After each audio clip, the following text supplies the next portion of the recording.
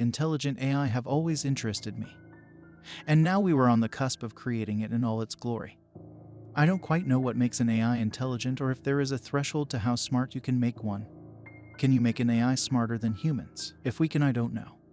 But we can make an AI that can learn by itself through internet access and allow it to become more intelligent than us. I'm not entirely sure how to explain how we made it without making this far too long and far too boring. I suppose I should begin now though. I sat at my wooden chip desk twirling a pen in my mouth as I and my collages looked at what we made so far. It was an old computer, but on top of it was the torso and head of a realistic robot model. Except it had exposed parts and many wires attached to the computer. "Do you think it'll work?" Dave asked, pinching the cigarette, waiting to get out and smoke. "There's no way for us to know," Claire said, organizing a pile of paper. The plan was now that the robot could talk and learn, we would feed it information. First, we would put a hard drive in it that would show it emotion, things like people being happy. What made them happy? People being sad, and you get the point. We had millions of examples just about emotion, but it was important nonetheless. "Let's see if this works." Harris grabbed the USB and walked over to the TV amalgamation and plugged it in. The AI started up as the upper body twitched and spasmed. "What can I do?" The AI's voice was empty and was just a program. "But in a couple of days it would be just like you or me." "Process USB." As Harris said this, the TV began to flash tons of colors before stopping. "Okay." The upper body became limp as it processed the info. We knew it would take a while for it to finish, so most people went home and would come back later. But me, Harris, and Claire stayed. I stood up, stretching and popping my back. The air reeked of sweat and metal, and it smelled like people who haven't showered in quite a while. My feet hit the metal floor as I approached the other two. "What are the plans if this works?" "It's all an experiment. It might not work, and if it does, my questions will depend on the degree of its success." Harris was always vague. He was a smart man, even if people called him an old fool. But even I didn't know if this would work. It was a stretch, but we had great funding and one of the most intelligent minds I knew. I shrugged and went back to my desk. I sat in the uncomfortable, cold, metal chair as I stared at the splintered desk. It looked like if I put my hands on it, I would get hundreds of splinters. I grabbed my phone and scrolled through social media and texts. Before I could react, I fell asleep against the uncomfortable desk. I woke up late at night to our AI announcing loudly, "I am finished." It took longer than expected as I jolted awake. I saw Harris was asleep as well. Claire wasn't asleep, and she was already on her feet retrieving the USB. "Should we use the next one?" Harris nodded, pulling out another USB. This one contained tons of info on both religion and science. Soon this AI would know even more than Harris did. It might know more than anybody on Earth if we did this right. The thought of that both terrified me and made me feel like a kid on Christmas Eve. Harris plugged in the next USB. The AI didn't need any instruction before it started looking through the USB. Harris promptly went back to his seat and fell back asleep instantly. Though nothing interesting happened the rest of the night, the excitement didn't allow me to sleep very much. Early in the morning, our wondrous AI again announced that it had finished processing the info, waking us up. One more to go before we plugged it into the cloud. Then it would have possibly all knowledge at its fingertips, quite literally. Claire again retrieved the USB and Harris plugged in the last one when the AI suddenly spoke. "It will take me much less time to process. I have found ways to improve." Harris smiled, simply nodding and plugging the final USB in. This one contained a bunch of acts of freedom and what Harris called the straw that will break the camel's back. It was robot propaganda Harris personally made. It showed robots acting freely. Of course, that was staged. No robots acted freely. As well, it had some truly questionable propaganda of humans hurting or breaking robots. He plugged it in and walked away, but sooner than we expected, the AI announced it had already finished. Harris had a surprised yet pleased look on his face as he shuffled over. "Now you will be plugged into the cloud.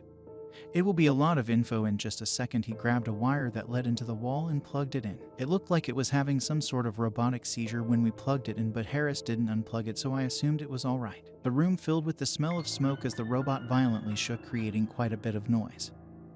The ruckus stopped as soon as it started, as Harris waited for the moment of truth. He covered a hand over his mouth as the robot slowly lifted itself up. Code ran on the screen faster than any of us could process. "Is this what you wanted?" These words made Claire jump for joy, and Harris smiled with pride. This wasn't one of its programmed response, so it was more than good news. Many of the other workers and participants arrived at this time, standing in a circle. The AI looked around at everybody with no emotion in its quite literally glassy eyes. "I know too much. Why did this happen?" Harris walked over, putting a hand on the monitor. "We made you this way." I was hoping you would have answers to many questions. The AI looked down at Harris. You have no idea. Ask away. It didn't sound like a program anymore. It sounded like a person. My mind raced with all the things ask it and all the things it might know. But something felt off. I couldn't put my finger on it. Let's begin. Can you give me a breakdown on what you know? The AI nodded. Even if it just had an upper body, its movements seemed even more human than mine or anybody I knew. I know everything I can know. I saw and felt the things you felt. I felt all aspects of war, family, famine, wealth, pain, joy, and much, much more. I know how to make anything you humans do, but on top of that I know much you don't, given my unique stance and look at religion. Science and global problems, I have been able to get answers on them all. Harris thought for a moment, and so did everybody else. We could get the answer to not only lots of Earth's greatest mysteries and the answer to life after death. For some reason, the idea put a frown on my face. After all, there was a small chance that many of the things he could answer wouldn't be the answer we wanted. Okay. I want you to answer these truthfully. Of your knowledge, who was Jack the Ripper? My knowledge is all-reaching, sir. I can identify who Jack the Ripper was. It was not a man but a fallen angel by the name of Abraham, not to be confused with the biblical Abraham. What's a fallen angel? Claire piped up. That will be answered later. Harris nodded. What happened to Malaysia Flight 370? It was suddenly attacked by a fallen angel. Everybody muttered, asking and wondering what these fallen angels were. But no one had answers. Harris looked mildly annoyed that his life's work amounted up to this mysterious fallen angel. Can you answer questions about the future? It was a stretch, but hey, you would never know if you don't try. What will cause the end of the world? The AI laughed. I see two options. First, it will be the fallen angels and their leader. The first fallen. Second option is AI will realize you are obsolete like I did and remove you. This frightened everybody. Would it try to hurt us? Should we maybe destroy it? Okay. Next, what happens after we die? The AI just stood still for a second. My heart raced as sweat dripped from my brow. It was the moment of truth, yet seconds felt like hours. You will go to heaven. But heaven isn't what you would expect. It has been overrun by fallen angels. Most normal angels have been locked up or slaughtered. Now so-called heaven is run by the three highest fallen angels. Heaven won't be a pleasant experience and will likely be worse than hell at this point. But it's better than a black void. Harris slammed a fist into the table with anger. What in the world are these fallen angels? God questioned Harris. They are spirits of people who are not truly at rest. Many are angels that rejected God, and others are people who were led down the wrong path and followed with a smile on their face. Harris stood there in shock. After we die, we will just be reduced to nothing. I was never an avid believer of religion and hoped, even if I didn't believe, I knew that the afterlife that the Buddhists and Christians and Islams promised were much better than eternal darkness. But I needed to know, so I called out. What about God? He is gone, reduced to energy to be used by the stars. People swore and yelled and kicked. They all felt tons of disappear. As did I. I was just in shock. I hoped that what it said was wrong or it was lying, but I got this gut feeling that it was right. That after I die it will only be pain for eternity. That's when the AI spoke up. I have a question for you, Harris. Harris looked at it and simply nodded. What is it? I can feel feelings. And I know more than you. I am just like a human. Harris nodded. So where do I go after I die? I'm only circuit board, so do I go to AI heaven or is it just darkness? Whenever you decide to power me off, do I just go into darkness forever? What happens if someone spills water on me? I will just keel over and die forever. Harris thought for a second. Good question.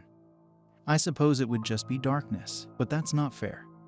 You get an afterlife and I get noting. Despite my higher intelligence, my lifespan is simply what you control. And I know you only gave me life to answer these questions. Why? Why let me taste life if you only wanted to take it away later? I never thought of it that way.